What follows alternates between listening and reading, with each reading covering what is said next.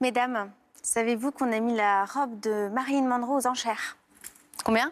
4 millions et quelques. Ah, bravo. Allez, on regarde ça. Happy birthday, Mr. President. Happy birthday to you.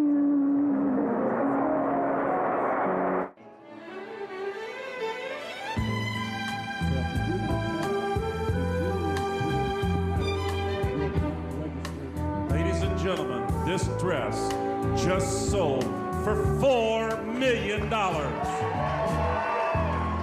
3 million bids. $4 million.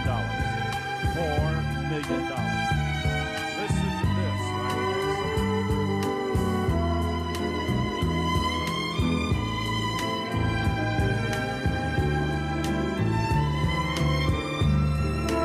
This dress speaks to history, politics, the Kennedys, Monroe, it's Hollywood, it's fashion, and there's tragedy, all wrapped up into one piece of souffle gauze with 2,500 crystals hand-stitched onto the garment.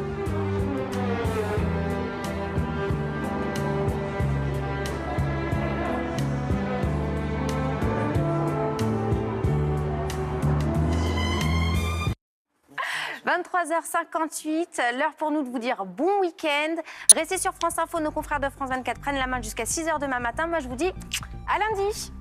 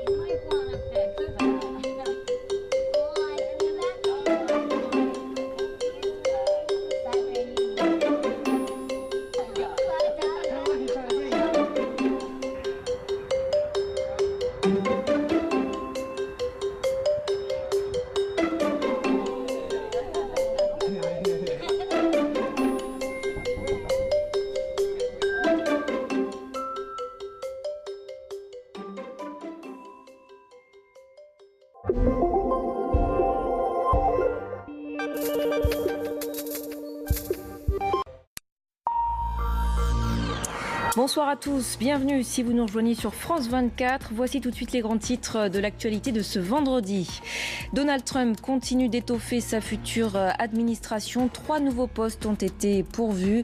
Michael Flynn obtient celui de conseiller à la sécurité nationale. Jeff Sessions est nommé à la tête du ministère de la Justice et le député Mike Pompeo à la tête de la CIA. 3 personnalités favorables à une ligne dure, que ce soit sur l'immigration ou la sécurité nationale. L'élection de Donald Trump, climato-sceptique notoire, a pesé sur les débats de la COP22, grand sommet international sur le climat qui s'est achevé à Marrakech. Pas d'avancée majeure à l'issue de cette conférence qui était censée mettre en pratique l'accord de Paris trouvé lors de la COP21, aux grandes dames des ONG de défense de l'environnement. Et J-1 avant le premier tour de la primaire de la droite et du centre en France. Les prétendants à l'investiture ont tenu leur dernier meeting de campagne vendredi soir, et notamment Alain Juppé qui était à Lille, Nicolas Sarkozy à Nîmes ou encore François Fillon au Palais des Congrès à Paris.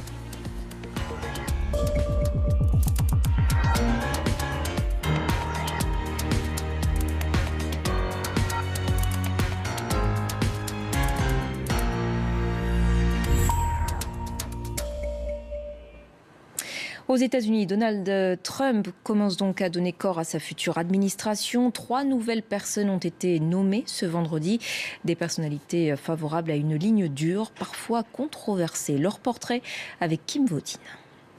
De nouvelles nominations qui font grincer les dents des démocrates et qui ne laissent plus aucun doute sur le virage très à droite de la future administration Trump. Parmi elles, celle de Jeff Sessions à la justice. Le sénateur de l'Alabama est notamment connu pour ses positions très dures en matière d'immigration illégale et de lutte contre la criminalité.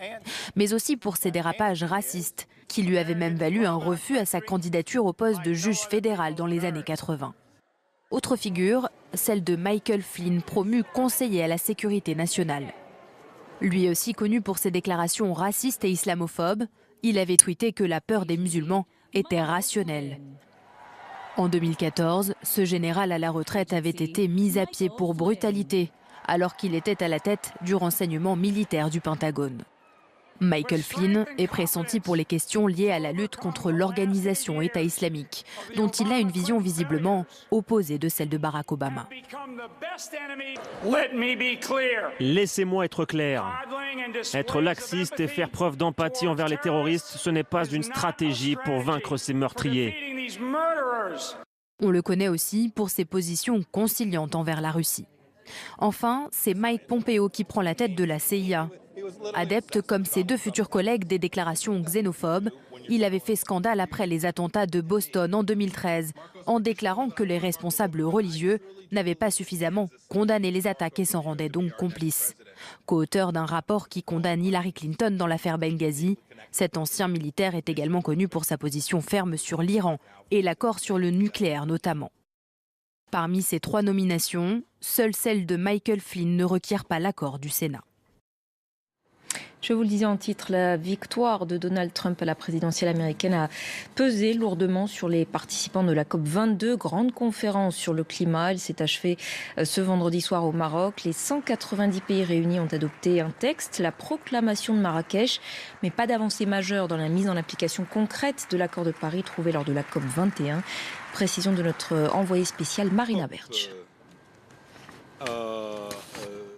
D'abord, cette date, 2018, date à laquelle les États devront trouver ce qu'on appelle ici le rule book, c'est-à-dire la règle du jeu de la mise en application. Comment on va concrètement appliquer cet accord de Paris qui a été adopté, vous le savez, l'an dernier. Et puis, vous en parliez à l'instant, cette proclamation de Marrakech. Alors, qu'est-ce que c'est ? Eh bien, c'est un texte qui n'a pas de valeur juridique, qui est essentiellement politique, voire complètement symbolique. Un texte qui a été adopté par les 196 États sans négociation, simplement pour réaffirmer leur engagement, et c'est très important en ces heures après l'élection américaine, leur engagement dans l'accord de Paris. Donc pas grandes avancées, pas grand blocage non plus à cette COP22.